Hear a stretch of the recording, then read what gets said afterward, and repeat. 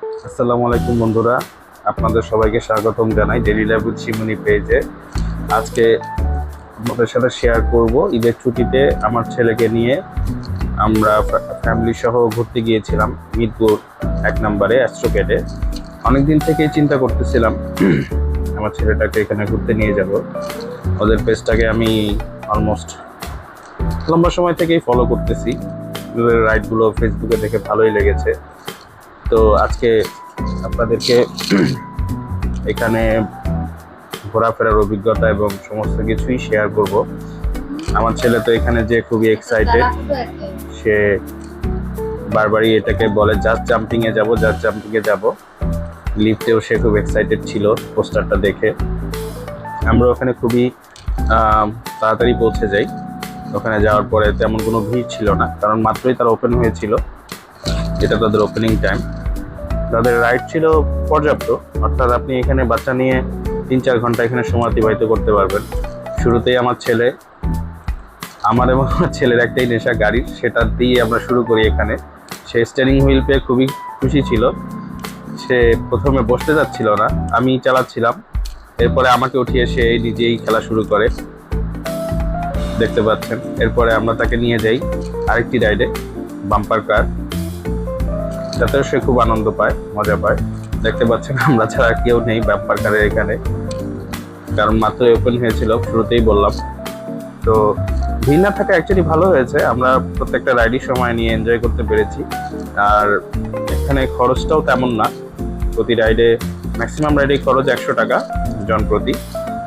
আর নির্দিষ্ট কিছু রাইডে 200 টাকা লাগে, সেটা আপনাদেরকে পরবর্তীতে জানাবো, ভিডিওর সামনে দেখতে পাবেন। আমাদের এখানে দেখেন আমার চাচতো ভাই, আমার ওয়াইফ, ওরা দাঁড়িয়ে দাঁড়িয়ে দেখছে। আমরা বাবা আর ছেলে এনজয় করতেছি। আমার ছেলের দেখা শেষ, গাড়ি চালানো শেষ।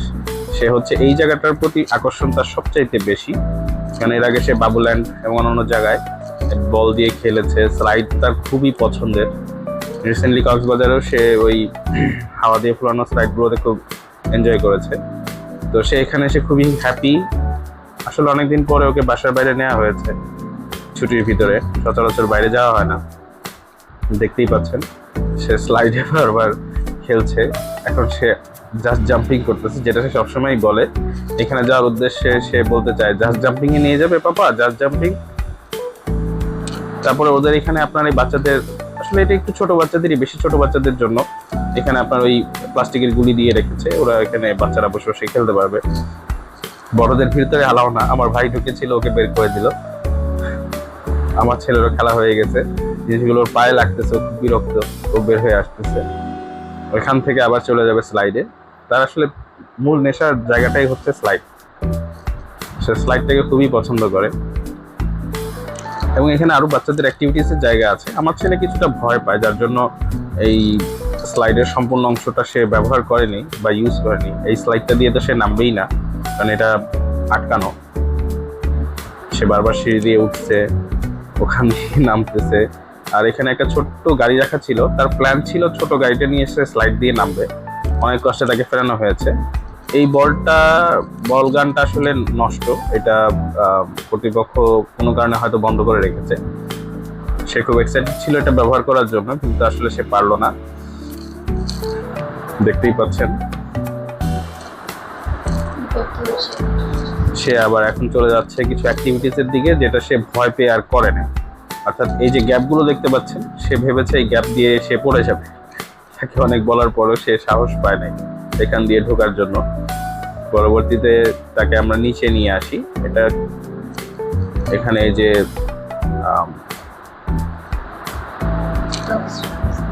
এখানে কিছু টয়েজ রাখা আছে। এই ছোট্ট বাবুটাও আমাদের সাথে খেলাধুলা করেছে, মাশাআল্লাহ, খুব কিউট একটা বেবি। তার বাবা তাকে নিয়ে এসেছে। আমার ওয়াইফের সাথে খুব সুন্দর মেয়েটা খেলাধুলা করতেছিল, বল দিয়ে দিচ্ছিল। ও দেখতেই পাচ্ছেন বারবার পড়ে যাচ্ছে, খুব এনজয় করতেছে। আসলে জায়গাটা বাচ্চাদের জন্য খুবই আনন্দের জায়গা। দেখতেই পাচ্ছেন সে বারবার পড়ে যাচ্ছে। আমার ওয়াইফের হাতে দুটো বল দিল, সে খুবই এক্সাইটেড। আমরা এখানে আমাদেরকে সময় দিয়েছিল 1 ঘন্টা, সেখান থেকে আমরা বের হয়ে আমার ছেলেকে নিয়ে আসলাম এই ট্রেনে। এটার সাথে মিউজিক বাজে এবং ট্রেনের এই সিটগুলো উপরে নিচে ওঠানামা করে। প্রথমে আমার ছেলে ভয় পাচ্ছিল উঠবে না, পরবর্তীতে সে এটাতে খুবই এনজয় করেছে। আপনারা তার এনজয়ের চিত্রটা দেখতেই পাচ্ছেন। জিনিসটা খুবই ইউনিক লেগেছে আমার কাছে, কারণ সব জায়গায় ট্রেনে আসলে বসে দেখা যায় ট্র্যাকের মধ্যে চলে, বাট এখানে জিনিসটা একটু ইউনিক। এখানে সিটগুলো এভাবে আপ অ্যান্ড ডাউন, অনেকটা চিলিং রাইডের ফিল দিচ্ছে বাচ্চাদের জন্য। তাদের এখানে সিকিউরিটি সিস্টেমটাও ভালো, সিট বেল্ট আছে, বাচ্চাদের পড়ার কোনো ভয় নেই। এই রাইডটারও খরচ মাত্র 100 টাকা।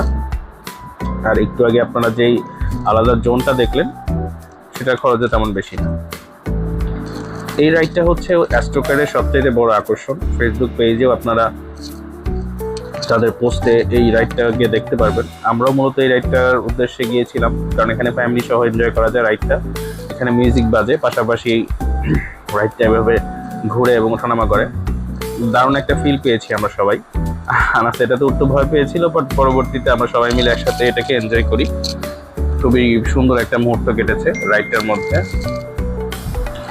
এবং এখানে শেষ হওয়ার পরে আমরা চলে যাব হচ্ছে বাকি রাইডগুলো। আসলে আমরা আনাসের জন্য একটি কম্বো প্যাকেজ নিয়েছিলাম, সেই কম্বো প্যাকেজের আন্ডারেই এই রাইডটাও ছিল। কম্বো প্যাকেজটার খরচ 450 টাকা। তার মধ্যে 5-6টি রাইড থাকে, তার মধ্যে এটা একটা। পা দিয়ে দেখেন স্ক্রিনের মধ্যে সে প্রাণীগুলোকে, মাকড়সাগুলোকে মারতেছে। সে খুবই এক্সাইটেড ছিল, প্রথমে বুঝতে পারেনি, তাকে দেখায় দেওয়ার পর সে খুবই এটাকে মজা নিয়ে আনন্দ নিয়ে খেলেছে। আর এটা হচ্ছে অ্যাকচুয়ালি ছোট বাচ্চাদের জন্য। এটাতে সে আমার ছেলে বসতেও চাচ্ছিল না, যেহেতু কম্বো প্যাকেজের মধ্যে ইনক্লুডেড ছিল, তাই আমরা সবগুলোকে ব্যবহার করেছি। তবে এটা একটু বোরিং ছিল, খুবই আস্তে আস্তে ঘুরে। এটা একদমই ছোট বাচ্চা, অর্থাৎ 1.5 বছর বা 2 বছরের বাচ্চাদের জন্য এটা আসলে সুটেবল। খুবই আস্তে আস্তে জিনিসটা ঘুরে, আমার ছেলেও অল্পতে এতে বোরিং হয়ে যায়। পরবর্তীতে আমরা তাকে সি ক্যারোসেলে উঠাই। অন্য জায়গায় দেখবেন ঘোড়া, হাতি এগুলো থাকে, এখানে সামুদ্রিক প্রাণীদের দিয়ে এই ক্যারোসেলটা বানানো। ছোট হলেও জিনিসটাতে আমার বাচ্চা খুবই মজা পেয়েছে, এনজয় করেছে। দেখতেই পাচ্ছেন সে বাবা মাকে হাই জানাচ্ছে, খুব এনজয় করতেছে। এরপর আসে তার বাইকের পালা। যদিও সে বাইকে চড়তে খুব একটা আগ্রহী না, কিন্তু এখানে সে রাইডটা খুব এনজয় করেছে। তার দাদা বাইক আছে, সে বাইকে নিজে চড়তে চায় না, খুব ভয় পায়, বাট এখানে সে খুব এনজয় করেছে। তার চাচুকে নিয়ে সে এখানে বাইক চালিয়েছে, চাচুও তাকে হেল্প করেছে বাইক চালানোর ব্যাপারে, দেখতেই পাচ্ছেন। এটা আসলে আপনাদেরকে দেখাতে পারছি না। এখানে আমরা একটি 3D মুভি দেখেছি, জনপ্রতি 200 টাকা টিকিট। তবে একসাথে 4টা টিকিট কাটলে ওরা ডিসকাউন্ট দেয়, সেক্ষেত্রে আমাদের 4 জনের খরচ হয়েছে 600 টাকা, 150 করে পড়েছে। এখানে 3D মুভিতে আমরা চুজ করেছিলাম ডাইনোসরের পার্কের একটা রাইড, এটা ভালোই লেগেছে। আর এইটা ছিল হচ্ছে আপনার একটি আর্কেড গেম, এই পুতুল উঠানো। এখানে পুরো টাকাটাই আমাদের চলে গেছে, আমরা কিছুই পাইনি। আমার কাছে গেমটা মনে হয়েছে রিগড। আর এখানে পৌঁছানোর পর থেকে আমার চাচতো ভাই ভিআর গেমস খেলার জন্য খুবই উদ্গ্রীব ছিল। এই গেমসগুলোর কথা আপনাদেরকে আগে বলেছিলাম যে এই গেমসগুলোর খরচ হচ্ছে জনপ্রতি 200 টাকা, ম্যাক্সিমাম রাইড 100 টাকা, এই ভিআর রিলেটেড গেমসগুলো হচ্ছে 200 টাকা। তো দেখেন আমার চাচতো ভাই অবশেষে ছোট বাচ্চাদের মতো এখানে ভিআর গেমস খেলতেছে। সে শুটিং গেম চুজ করেছে, জম্বিদের শুট করার গেমস, দেখতেই পাচ্ছেন। সে যেটা ভিআরে দেখতেছে আমরা সেটা স্ক্রিনে দেখতে পাচ্ছি। আমার খুব ইচ্ছা ছিল, বাট পরবর্তীতে মানে আমি আসলে ভিআর জিনিসটা খুব একটা নিতে পারি না, আমার মাথা ঘোরায়।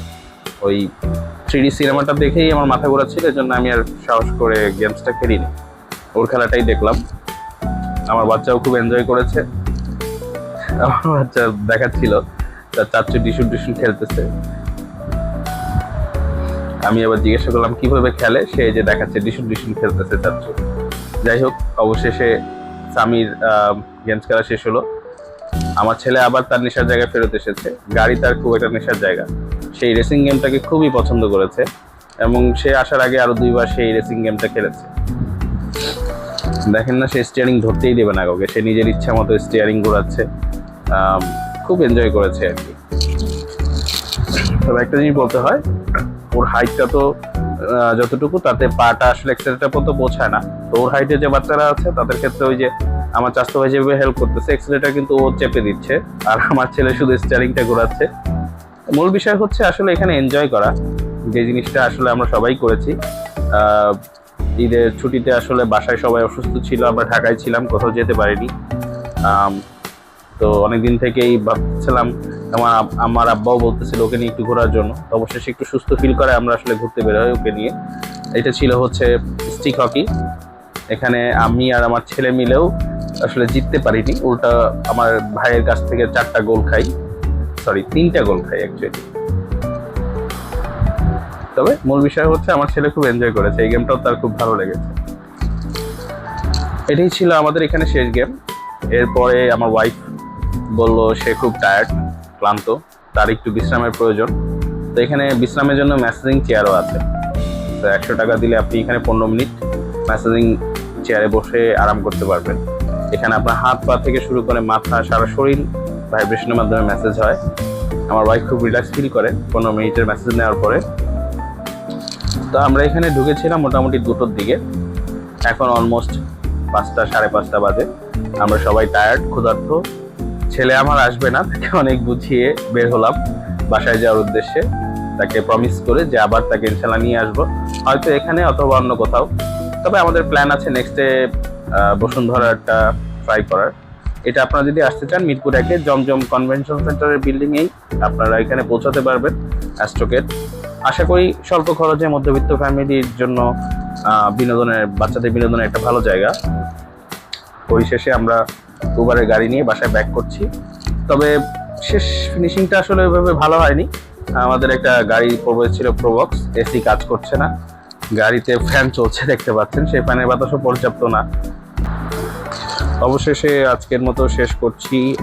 সবাইকে ধন্যবাদ জানিয়ে নেক্সট আবারও আপনাদের সাথে কথা হবে নতুন কোনো ব্লগে, নতুন কোনো অ্যাডভেঞ্চারে। সাথে থাকবে অবশ্যই আমার পরিবার। সবাই ভালো থাকবেন, সুস্থ থাকবেন।